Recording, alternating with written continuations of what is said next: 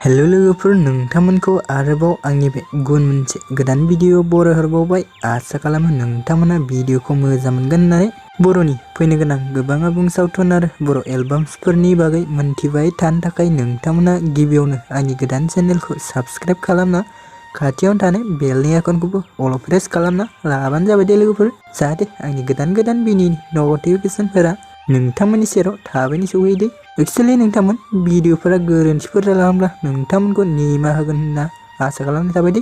स' लोगोफोर, आं दिनै पिबि प्रडाक्शन बेनारजों दिहुनजानाय मोनसे अफिशियेल मिउजिक भिडिअनि सायाव सुंद' आपडेट लानानै फैदों लोगोफोर। नोंथांमोना भिडिअखौ नायनो इन्टारेस्टेड बा नायलांबाय थाबानो जाबाय दे। स' लोगोफोर, दानिया फैदो दे बे अफिशियेल मिउजिक भिडिअनि बागै एसे मिथिना लादो दे लोगोफोर। थ' नोंथांमोन बे अफिशियेल मिउजिक भिडिअखौ पिबि प्रडाक्शन चेनेल आपल'ड खालामदों दे, आरो बे अफिशियेल मिउजिक भिडिअनि टाइटेलानो जाहैबाय सोर मोनथिनो। स' नोंथांमोना जुदि बे अफिशियेल मिउजिक भिडिअखौ दासिमबो जुदि नायाखै, अब्ला आंनि चेनेलनि गेजेरजों नायनो हागोन दे लोगोफोर।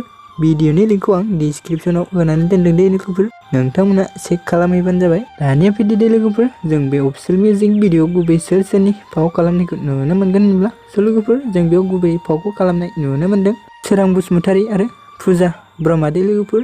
आरो लोगोफोर, बिसोरजों लोगोसे गोबां जों फाव खालामनायखौबो नुनो मोनबावदों। बिसोर जाबाय राजा, खान, फाखन, सुदेम दे लोगोफोर। एक्चुअली लोगोफोर, बे अफिशियेल मिउजिक भिडिअनि रिलिक्स एन्ड टिउनखौ सोर खालामदों होनोबा लैथोमा खालामदों दे लोगोफोर, आरो बिथाङानो बेनि मेथाइखौबो रोजाबदों दे। आरो लोगोफोर, बे अफिशियेल मिउजिक भिडिअनि डाइरेक्शन, सिनेमेट'ग्राफि एन्ड कनसेप्टखौ खालामदों स्वरां बसुमतारी खालामदों दे लोगोफोर। प्रडिउसार रोमै बसुमतारी, डिअपि क्लिन्टन बसुमतारी। स' भिडिअखौ बेखिनिसिम नायनायनि थाखाय नोंथांमोननिसिम रोजा रोजा साबायखर थाबाय दे। गोजोन्थों।